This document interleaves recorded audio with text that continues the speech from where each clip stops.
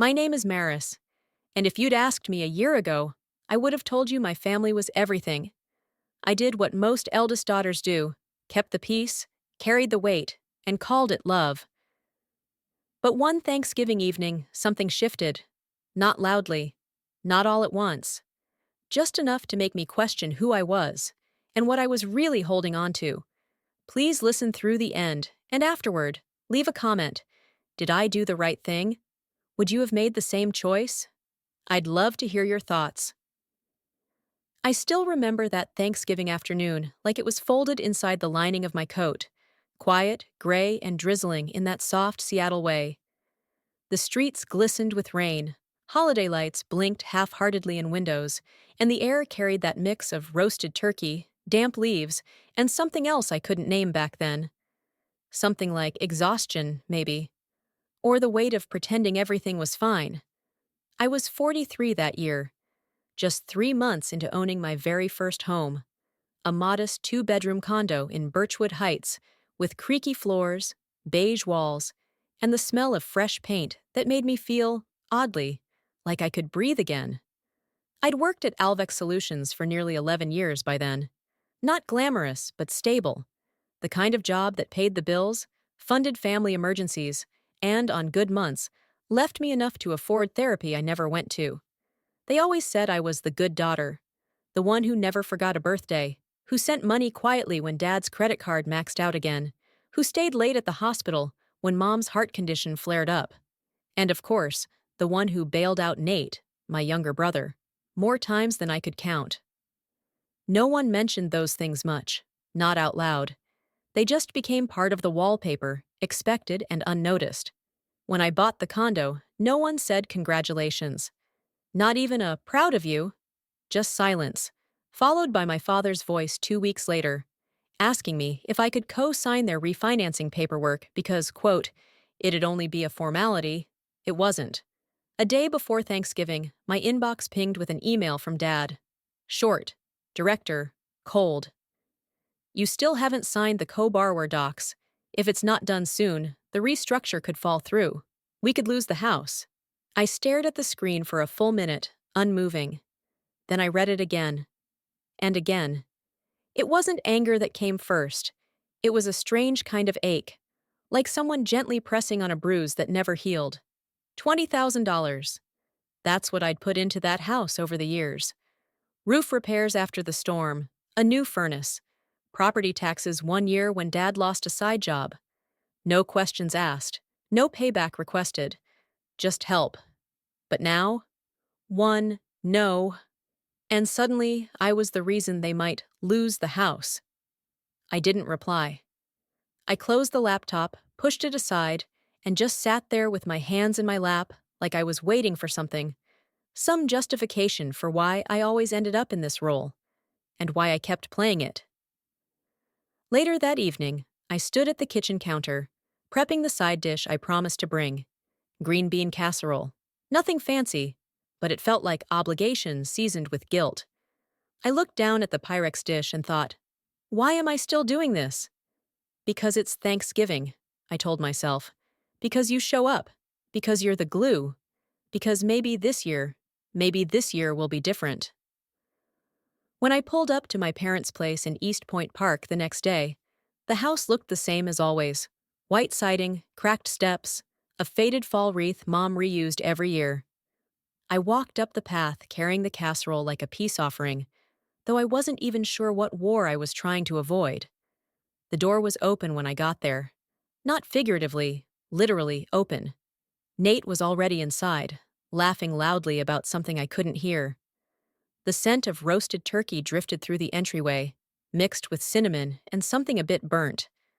I slipped my shoes off and stepped inside just in time to hear Mom in the kitchen, her voice warm and too loud. You're the one who really gets it, Nate. You always show up, no matter what. Some people get a little successful and suddenly forget where they came from. I froze in place, casserole still in my hands. Her words weren't sharp. That's the thing. She never needed to be sharp, just soft enough to sound true. Nate chuckled. I just do what I can, Mom. They hadn't seen me yet. I stood by the archway between the hall and the kitchen, the smell of turkey thick in my throat. Mom continued, "Success doesn't mean much if you leave your family behind. You at least have a heart." I didn't speak. I didn't move. I didn't even blink. There it was. The script again. I'd heard it in different forms my whole life. Nate was compassionate. I was practical. Nate had heart. I had means. He needed help. I provided it. He made mistakes. I cleaned them up. He got sympathy. I got silence. It should have hurt less by now, but it didn't. It just settled deeper, like a fog rolling in over water, making it harder to see who you are beneath the surface. I set the casserole down on the kitchen counter without a word. No one noticed. And that, more than anything, told me something had changed. Not out there. In me. Something had shifted, and I wasn't sure it could shift back. I sat in the living room, hands wrapped around a lukewarm cup of cider, staring at the family photo that had hung above the fireplace for as long as I could remember. There I was, right in the middle, smiling, shoulders slightly tense, as if I'd been caught mid-apology. The good daughter, the dependable one, always anchoring the shot. I never realized how exhausted I looked in every single picture. Dinner was already underway in the dining room. I could hear the soft clink of forks against china, the occasional polite chuckle. When I stepped in and took my seat, there was already a thick layer of something unspoken settling over the table. It wasn't anger, not exactly. More like performance. The kind where everyone played their roles, perfectly rehearsed, painfully predictable. Mom was in full monologue mode again, voice warm and theatrical. "Nate's been going through a lot this year, but you know what I admire most about him? He never complains, just keeps showing up, doing what he can." Dad nodded as he carved the turkey. "He's always here. He's real family." I took a sip of water to cover the tightness in my throat. That word, real, hit in a way I wasn't prepared for. Like somehow, by stepping away to care for myself, I had forfeited my membership card to this family. I tried to keep my voice light. "Mom, I wanted to say, I'm not going to be able to help with the holiday costs this year. Between the mortgage and some unexpected expenses. Well, it's been a stretch." She didn't respond right away, just gave a long theatrical sigh and started refolding her napkin like it was a test of patience. I waited. Nothing. "No, that's okay, honey." "No, you've done so much already." Just the soft sound of fabric against fabric. And then, quietly, she stood up and walked into the kitchen. The silence she left behind was louder than anything she could have said. I sat there staring at my plate, which I hadn't touched. Nate glanced over, shrugged, and kept eating. The moment passed, like so many others in this house, tucked under the rug, smoothed over with gravy and green beans. The next day, I met Odette for coffee at Perch and Pour, our usual Sunday spot. She sat across from me in her chunky knit scarf, hands wrapped around a mug of chai, eyes soft and knowing before I said a word. I told her everything, not just about the dinner or the cold shoulders, but the years of it, the quiet keeping score, the guilt, the bending, the pretending it didn't hurt when it always did. Odette listened without interrupting, then leaned in slightly. "If family makes you feel guilty for protecting your peace," she said, "is that really love or just control dressed up as tradition?" I stared at her, blinking back something that wasn't quite tears, not yet. Her words slipped in under my skin, settled somewhere deep. I'd spent most of my life defending people who didn't even notice I was bleeding. She continued, "You know, my ex used to pull that same stunt. We're family, Odette." That's how he got away with deciding where we lived, what we spent, how we raised our daughter. He'd call it compromise, but it wasn't. It was erasure. I shook my head. "But this is my mom, my dad, my brother." "And you," she said gently, "are a person. A whole one. With limits, I hadn't thought of myself that way in a long time. A whole person. I was always someone's solution, Someone's fallback plan. The responsible one. The helper. The safety net. Makes you feel like you owe them your life, huh? She added. Exactly, I whispered. She smiled softly. You don't. Especially not to people who only see you when they need something. Something cracked open inside me. Not enough to fall apart. Just enough to let a little light in. We didn't talk much after that. We didn't need to. I watched steam rise from our mugs and realized how quiet it felt. Peaceful. No performance, no script. Just two women sitting in the truth, letting it be what it was. When I got home that night, I opened a drawer and pulled out an old notebook. I flipped to a clean page and wrote across the top, "What I've given." And then, I began to list it all. Not because I wanted it back. Not even to prove a point. Just to remind myself it was real. That I wasn't imagining it. That my effort, my sacrifices, my presence, they happened.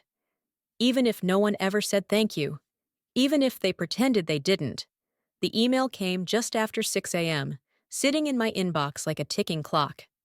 Subject, urgent. Cosign request. Dad never used urgent, unless it involved him.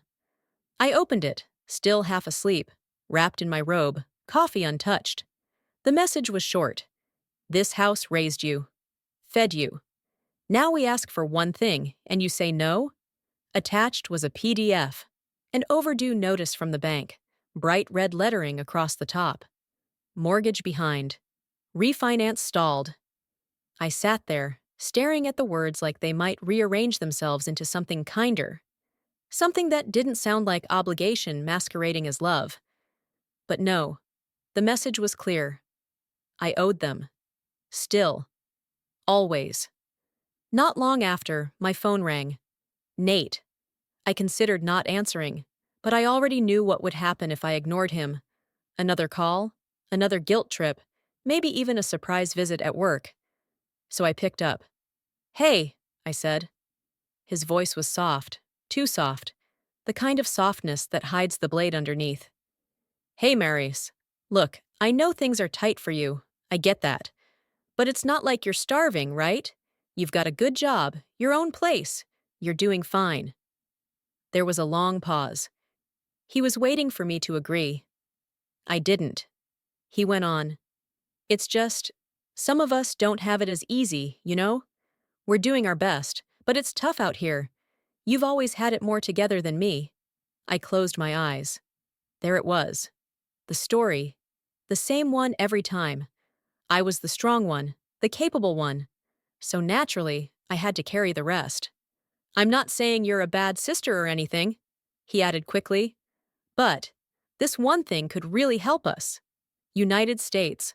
Not mom, not dad. United States. Like I was the outsider. Like I hadn't been helping us since I was 22. After I hung up, I didn't cry.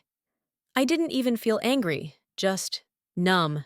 Like I was watching my life play out from a few feet away.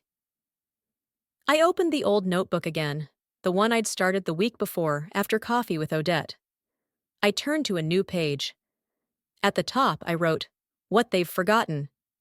And under that, I began listing every financial help, every bailout, every emergency transfer I'd made over the last 5 years.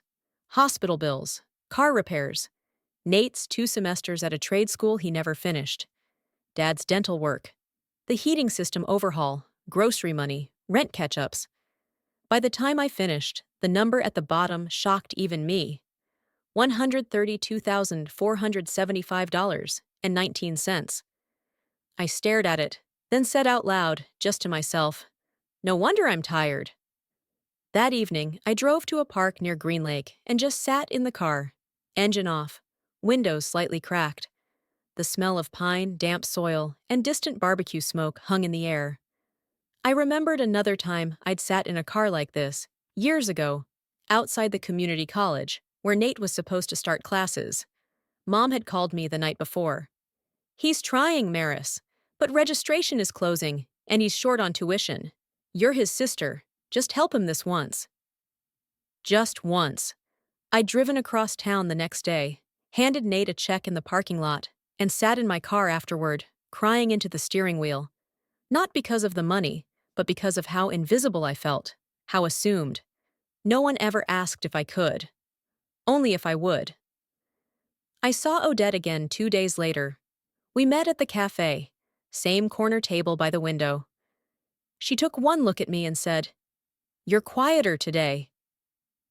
I handed her the notebook, opened to the page with the list. She scanned it, then looked up at me with eyes that didn't judge, just understood. "Can I ask you something?" she said gently. I nodded. "If you disappeared from their lives for a year, what do you think would happen?" I opened my mouth to answer and stopped. I didn't know. I truly didn't know. Would they fall apart? Would someone else step in? Or would they finally realize what I had done, not with resentment, but with recognition? Would they even notice the space I left behind? I didn't say anything, just stared out the window as the first snow of the season began to fall. Soft, slow, quiet. It melted as soon as it hit the ground. I invited Mom to meet me for coffee on a Wednesday morning. She said yes, but only after a pause long enough to register as hesitation. We agreed on a small place halfway between our homes, Maple and Bloom, a cozy cafe that smelled like burnt sugar and cinnamon, the kind of place where people linger over pastries and small talk, where mothers and daughters were supposed to laugh softly over lattes. She arrived 17 minutes late, didn't apologize, just sat down across from me, coat still on, purse clutched tight to her lap. She didn't look at me, just stared at the menu like it had personally offended her. "Thanks for coming," I said, trying to keep my voice steady. She nodded but didn't respond. I took a slow breath. "Mom, I wanted to talk about the house, the emails, the money, still nothing. I'm tired," I finally said. "I've been trying for a long time. I don't think I can carry everyone anymore. I'm starting to feel like I'm disappearing in all of this." She set her menu down and looked up at me, expression unreadable. Then she said flatly, "I don't need your money. I need you to act like part of this family." I blinked. What does that mean? It means showing up, doing what's expected. Not acting like a stranger just because you got yourself a condo. I felt my jaw tighten. I've been showing up for years, paying for things no one else could or would. That's not family enough? She leaned back, arms crossed. "We never asked you to." I almost laughed. "You're right, you never had to. You just let the silence do the asking." Her eyes narrowed slightly. "You think we're the ones who made you feel like this?" "I think," I said carefully, "that no one ever stopped to wonder if I was okay.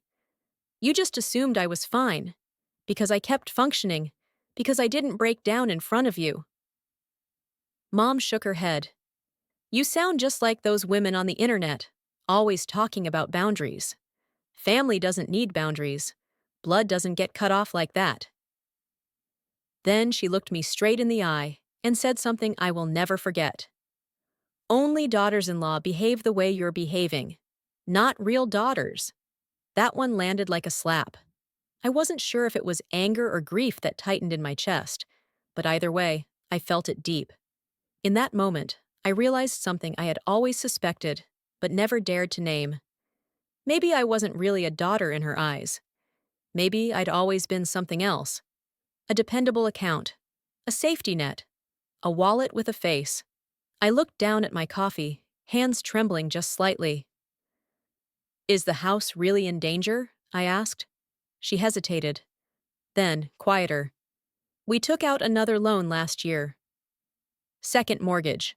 The bank's been less patient this time. Without a cosigner, we're at risk. They said 60 days before foreclosure proceedings." So there it was. The truth. This wasn't just about pride or principles. It was about survival. And once again, I was being positioned as the last resort. I nodded slowly. "And no one thought to tell me until now?" She picked at the edge of her napkin. "We didn't want to worry you." That line. The one they always used when they didn't want to admit they needed me, until they really, really needed me. We sat in silence for a long minute, the kind that makes everything louder. The milk frother behind the counter, the spoon hitting the inside of someone's cup, the rustle of a newspaper. I stood up first. "Thanks for meeting me," I said. My voice came out quieter than I meant. She didn't reach for me, didn't ask me to stay, just nodded again and turned back to her lukewarm tea. That night, I went home, opened my laptop, and pulled up the folder labeled Family Transfers. For the first time in my life, I printed them all. Every transfer, every receipt, every monthly statement that proved, at least on paper, that I had shown up, that I had been there, that I had tried. I slipped them into a manila folder and wrote on the cover in neat black ink, "In case they forget." It wasn't revenge. It wasn't even bitterness. It was preparation. I wasn't trying to prove anything. I was getting ready to let go. Thanksgiving dinner felt like a scene rehearsed 1,000 times. Same dishes, same plates, same strained pleasantries wrapped in gravy and nostalgia. The lights above the dining table flickered a little, giving everything a warm, golden hue that didn't match how cold I felt inside. I had the folder in my bag. Manila, thick with paper. I had printed every bank transfer, every check, every email confirmation. I wasn't sure if I'd pull it out. Part of me hoped I wouldn't need to, but I could already feel the script unfolding. The turkey sat in the center of the table, surrounded by sides we all pretended to love. Nate made some half-joke about overcooking the stuffing, and Mom laughed a little too loudly. I tried to smile, but my jaw was tight. My palms were damp. I glanced at the television in the next room, some football game humming quietly in the background. Forks clinked, someone passed the rolls, and I thought, this is what performance looks like. But in my head, all I could hear was Mom's voice from that cafe. "I don't need money. I need you to act like family." As if my worth was measured in tone, not in sacrifice. As if being family had a rule book I kept failing to read. Halfway through the meal, the mood began to shift, just enough for the real lines to sneak in under the surface. Mom dabbed her mouth with a napkin and looked toward Nate, her tone gentle. Storytelling. "You know, I still remember when Nate quit his job to help me when I was sick. No hesitation, no questions, just stepped up. That's what love looks like." My stomach dropped. Dad chimed in, carving another slice of turkey. "He's always there when it counts. Some people, once they get a house and a new life, they act like they've outgrown their responsibilities."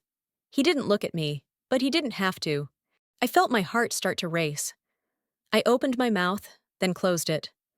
My hand brushed the edge of the folder inside my purse. Then came the final blow. Mom turned to me, voice soft but pointed. "You're not a bad person, Maris. But you've forgotten where you came from. Everything you have now, none of it came from just you. People helped you. You didn't build it alone." She tilted her head, eyes narrowing. "And you act like we owe you something. Truth is, if no one had helped you along the way, you wouldn't even be sitting here. You've become ungrateful." Ungrateful. That word, sharp, final, like a stone thrown through a stained glass window. I felt something rise in me then. Not anger exactly, more like clarity, cold and still and steady. I pushed back my chair, slow and deliberate, and stood. Everyone paused. I reached into my bag and pulled out the folder. My fingers shook just slightly, but my voice was calm when I spoke. "I'm going to remind you," I said, "of what it looks like when someone does nothing." I opened the folder and pulled out the first page. $17,200. Mom's hospital bills. I placed the page on the table. $24,000. Nate's tuition, which he never finished. Another page. $11,800. Dad's car. Because the old one kept breaking down and you needed something safer. Page after page. Roof repairs after the storm. $8,700. Rent help when Nate was unemployed. $4,500. Groceries, utilities, vet bills. Every check I wrote. Every transfer I made. Over 5 years. I looked up. Altogether, it's just under $130,000. And not once, did I ask for any of it back. The silence was deafening. Mom stared at the pages like they were in a language she didn't understand. Nate looked at his plate. Dad leaned back in his chair, lips pressed tight. I didn't yell. I didn't cry. I just stood there, breathing, letting the weight of those numbers settle into the room like smoke. And still, I said softly, I'm the one who's forgotten where she came from. No one spoke. I looked around that table, same table we'd sat around my entire life, and saw it different. Not warm, not sacred, just wood, just chairs, just people who hadn't seen me in years, even when I was right there. I'm done pretending, I said. I'm done carrying this alone. Then I turned, picked up my coat, and walked out, leaving the folder behind, the papers spread across the table like a trail of receipts no one ever wanted to acknowledge. The pie was still in the oven. No one had touched dessert. I got home that night and didn't turn on the lights. I walked straight to the kitchen, set my keys down with more force than I meant to, and poured myself a mug of tea I didn't plan to drink. The overhead light above the sink cast a soft yellow glow across the counter. It felt too quiet, too honest. I sat at the kitchen table, the steam from the tea already gone. Cold now. I wrapped my hands around the mug anyway, for comfort more than warmth. Across from me, the folder from dinner lay untouched, like a witness. No one had followed me home. No one had called. Yet. Eventually, I opened my laptop. There was the last email from my father, bolded and unread since he'd resent it after our last argument. I clicked it, read it again. It was short, terse. We need this signed. Time's running out. Don't let pride ruin this family. Underneath it was the attachment, PDF, refinance agreement, my name already filled in as co-borrower. I stared at it for a long time. Then I hit reply. Typed slowly, carefully.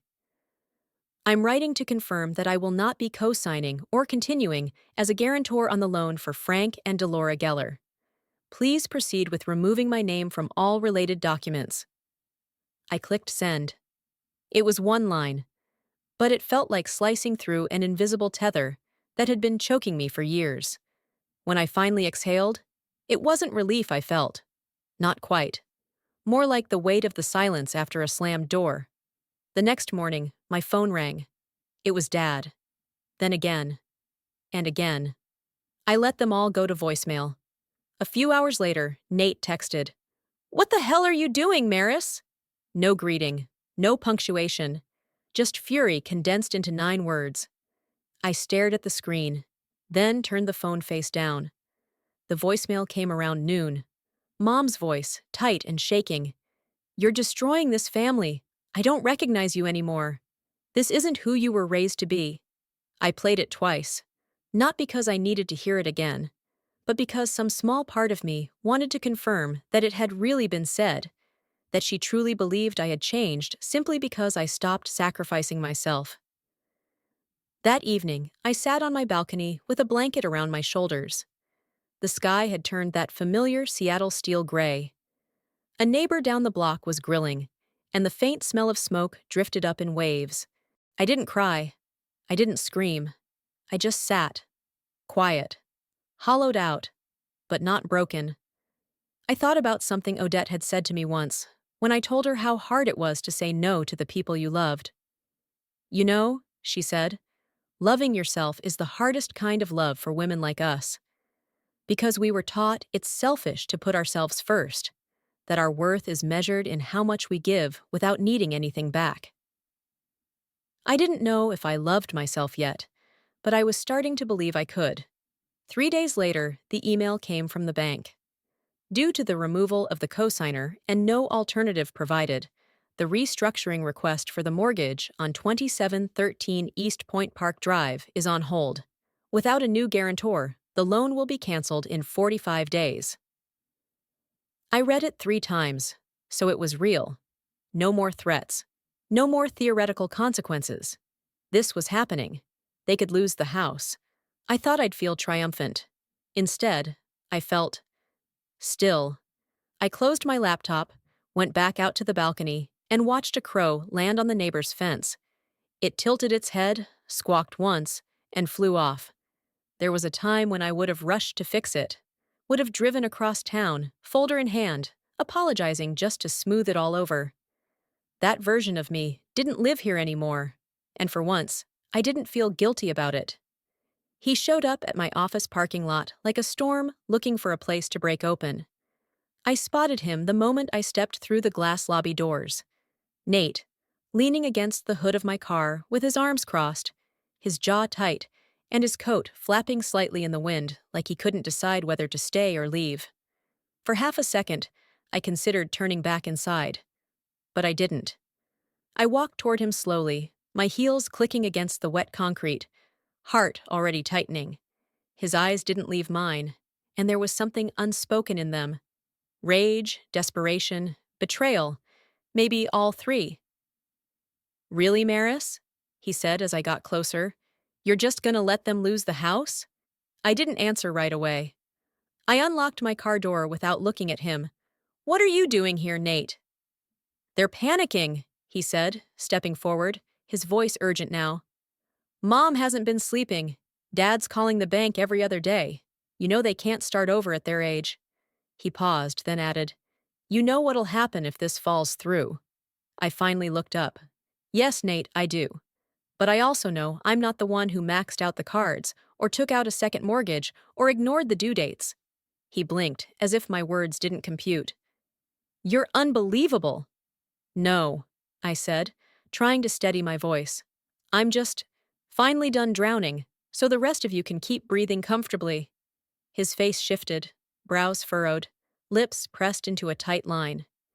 It was the look he used to give when he knew he was losing an argument, but didn't want to admit it. "You think you're better than us now, huh? New condo, your little plants, your solo life." I sighed. "I think I'm allowed to choose peace, Nate, for once.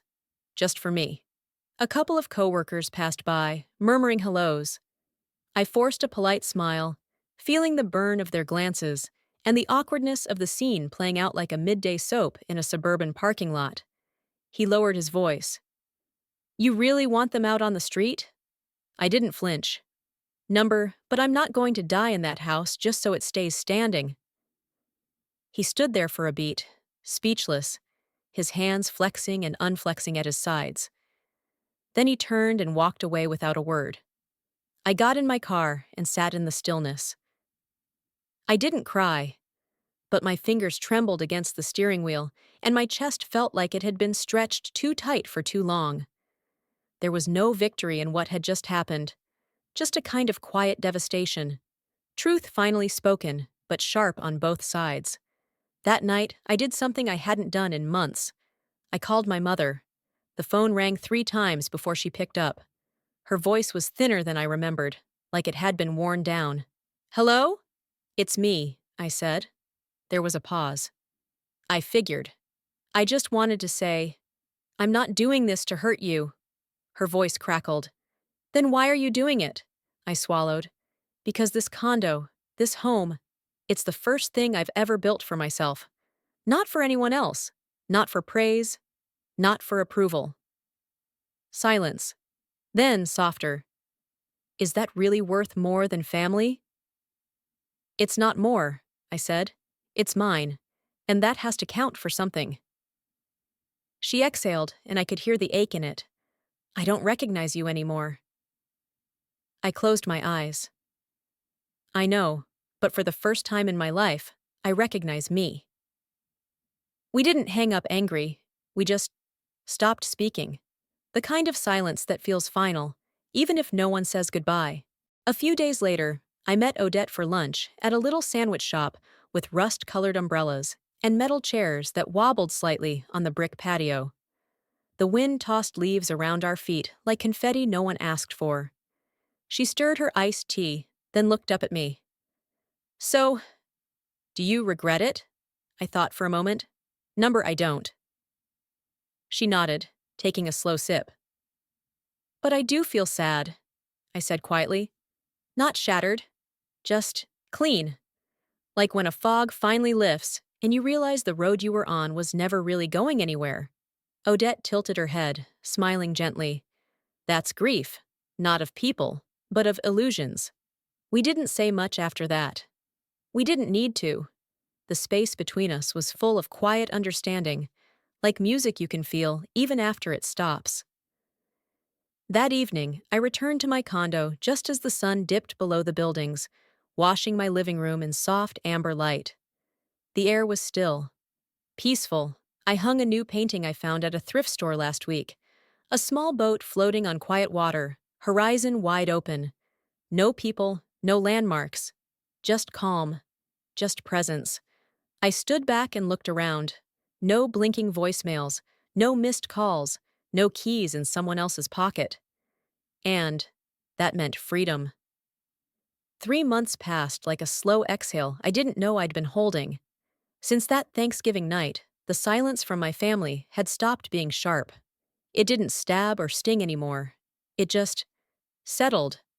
No calls, no texts, not even one of Nate's lazy forwarded memes or chain messages that used to fill the gaps when he didn't want a real conversation. It was like a door had quietly closed behind me, and for once, I didn't feel the need to knock. Life, stripped down to just mine, moved in smaller, softer rhythms. Each morning, I watered the spider plant in the kitchen window. Its leaves had started to curl in the fall, but now they were thriving again. I cooked simple meals: lentil soup, sautéed greens, baked salmon. Things I made slowly, intentionally, just for me. There was something oddly healing about seasoning food to my own taste after years of adjusting to others. I picked up my old financial journal again, not to document how much I'd given, but to learn what I actually needed, what made me feel safe, what gave me space. I wrote down my bills, my savings goals, the small joys that didn't cost much: a good candle, a quiet afternoon, socks that didn't itch. The condo wasn't grand, but it felt real. Lived in. Mine. The washer still made too much noise on the spin cycle. There was a faint scratch on the living room floor from where I'd dragged the couch one night during a fit of restlessness. But the air smelled like eucalyptus and fresh laundry, and the quiet no longer felt hollow. It felt earned. Through a neighbor from East Point Park, I heard my parents had finally moved out of the house. The refinancing fell through, just like the bank warned it would. They were now staying in Tacoma with a distant cousin on my mother's side, someone I vaguely remembered from a family reunion decades ago. Just temporary, the neighbor said. But in my family, temporary often meant until someone else fixes it. Nate still hadn't found a job. He'd recently posted a photo online, one of those filtered smiling shots of him and Mom in someone else's living room, arms slung around each other like a Hallmark ad. The caption read, "Family is where you're always welcome back." I stared at the screen, lips curling into a wry smile. Sure, I thought, as long as someone else pays the power bill. But strangely, I didn't feel bitterness. I didn't feel the need to correct, or confront, or even reply. The fire had burned itself clean. What was left wasn't anger. It was space. I thought letting go would feel like losing a limb, like being cut off from the only oxygen I'd known. But it didn't. It felt like taking off a coat that never quite fit. One evening, I pulled out an old photo album that had been collecting dust on the bottom shelf. The plastic pages curled at the corners. The photos inside were faded: me as a kid in a flowered dress, Nate with cake on his face, Dad in his lucky Seahawks hat, Mom with her lipstick always slightly too red. One photo caught my eye. Me at 10 years old. Stiff posture, pressed smile, flanked by both parents, but not touching them. It was a formal family portrait, but I looked like I'd been photoshopped in. "I used to think I was loved," I whispered, "as long as I didn't ask for anything." That night, I wrote in my journal, "Love should never come with a receipt." A week later, I met Odette again at Perch and Pour. Same table by the window, same smell of espresso and worn wood, and something sweet baking in the back. She didn't even ask what I wanted, just ordered my usual and waited. We talked about small things, the way Seattle's gray skies were finally letting a little light through, a thrift shop that just opened near Green Lake, her granddaughter's sudden obsession with glitter and glue sticks. Then she looked at me, her tone soft. Do you still feel alone? I sat with the question, really sat with it. Sometimes, I admitted, but not lonely.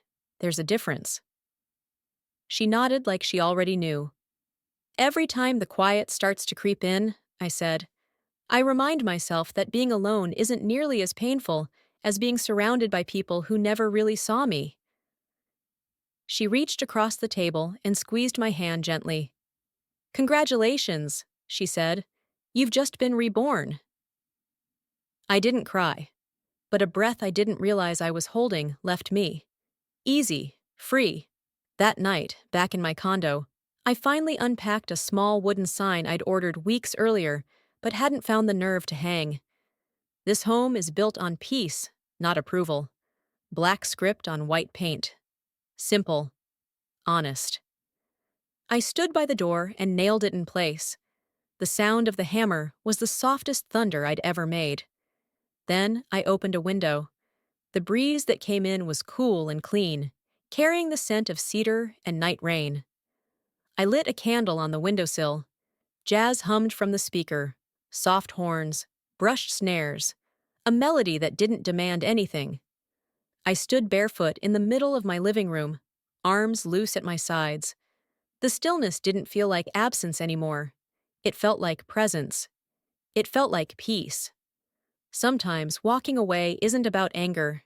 It's about coming home to yourself. I used to think love meant never saying no, but now I know. Real love allows space for boundaries, and peace doesn't have to come at the cost of your soul. Have you ever had to choose yourself, even when it hurt? If this story spoke to something inside you, I hope you'll stay with me for the next one. We're all just trying to find our way back to who we really are, and it's easier when we walk together.